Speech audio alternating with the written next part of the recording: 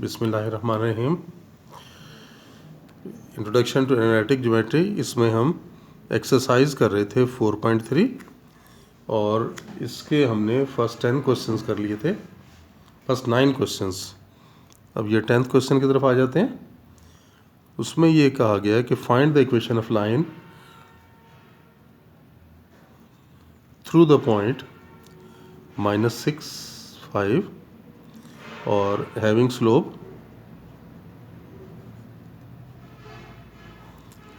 7। तो slope point form इस्तेमाल करेंगे। Equation of line using slope point form. तो देखें y माइनस y1 इज 5 और slope 7 into x minus x1 is 6। तो y minus 7 equal to 7x plus 42। तो ये आ गया 7x minus y plus 49 equals to 0। तो ये लाइन की इक्वेशन आ गई। नेक्स्ट पार्ट, बी पार्ट में वो कह रहे हैं कि through the point 80, through the point 80 and slope 0,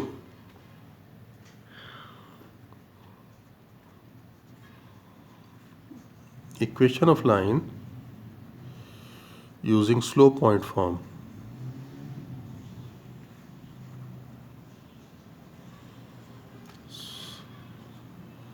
तो देखें y minus 0 slope into x minus 0। तो y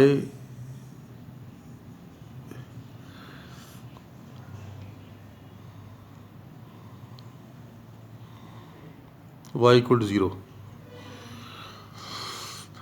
तो ये हमारे पास स्लोप 0 आने का मतलब ये x एक्सिस के पैरेलल आ गई ना, यानी ये x एक्सिस की इक्वेशन आ गई स्लोप पॉइंट फॉर्म। ये y1 था, ये x1 था, y माइनस y1 x और ये m था, तो ये सारा 0 हो गया। तो y इक्वल टू 0। वैसे भी ये देख सकते हैं स्लोप 0 का मतलब line parallel to x axis है, line parallel to x axis. और सी पार्ट देखें, इसे कह रहे हैं through the point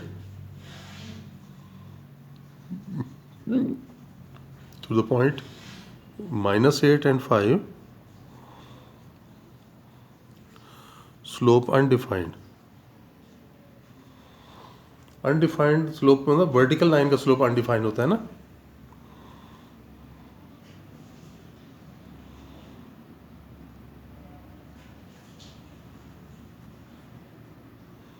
vertical line,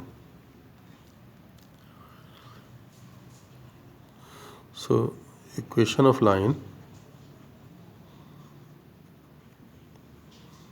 parallel to y axis is given as x equals to some constant, और x कितना है -8। तो ये आ गया हमारे पास, या x plus 8 equals to 0।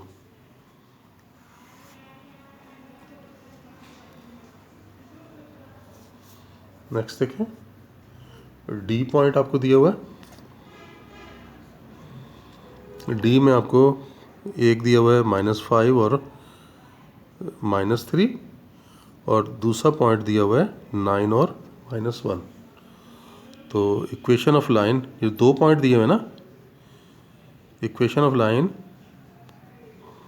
Using 2 point form.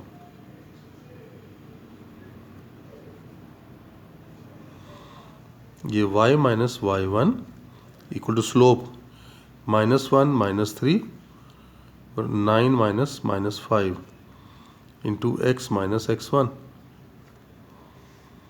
तो ये बन गया y प्लस 3 -1 प्लस 3 तो 2 आ जाएगा, और 9 प्लस 5 14। तो ये कैंसिल होके 1/7 से मल्टीप्लाई कर लें तो 7y plus 21 equal to x plus 5 या x minus 7y minus 16 equal to 0। उसके बाद हम ई पॉइंट की तरफ आ जाते हैं। ये y इंटरसेप्ट गिवन है, y इंटरसेप्ट को हम c का नाम भी देते हैं, वो आपको ये गिवन है, और स्लोप m आपको गिवन है -5। तो equation of line slope point form, equation of line using slope intercept form, या यो याद करें ये वाली form y equal to m x plus c, ये वाली फॉर्म है। तो y equal to m x, ये -5x और c -7 है, तो ये बन गया 5x plus y plus 7 equal to 0। ये आपके पास फॉर्म आ गई। नेक्स्ट देखें,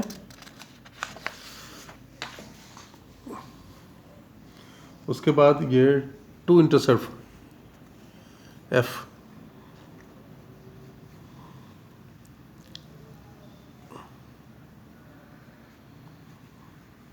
x इंटरसेप्ट जिसे हम a का नाम भी देते हैं वो -3 दिया हुआ है, और y इंटरसेप्ट जिसे हम b कहते हैं वो भी गिवन है। Equation of line using two intercept form,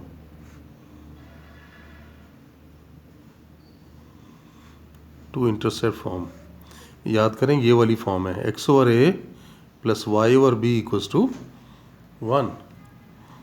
तो देखें x over -3 y over 4 equals to 1। आप इसे -12 से मल्टीप्लाई कर लो, तो ये 4x minus 3y equal to -12,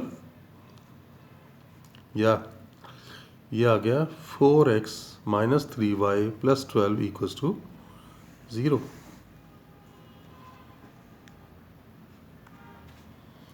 फिर g,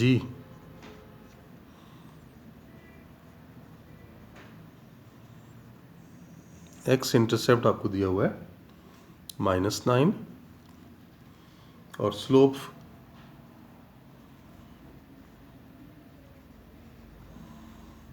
स्लोप आपको गिवन है -4।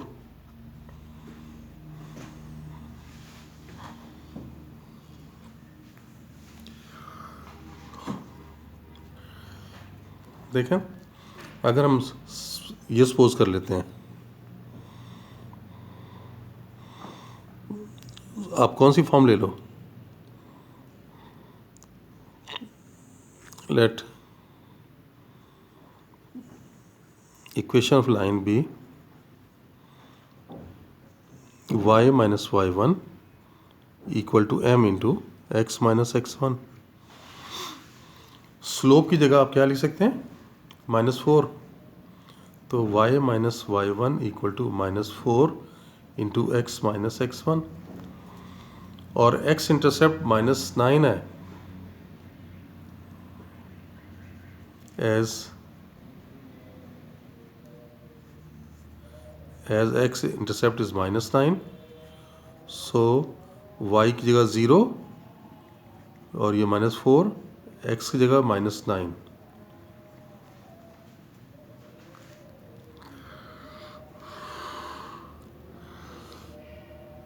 ये हमारे पास x इंटरसेप्ट की जगह वैल्यू पुट करके हमने ये निकाल लिया।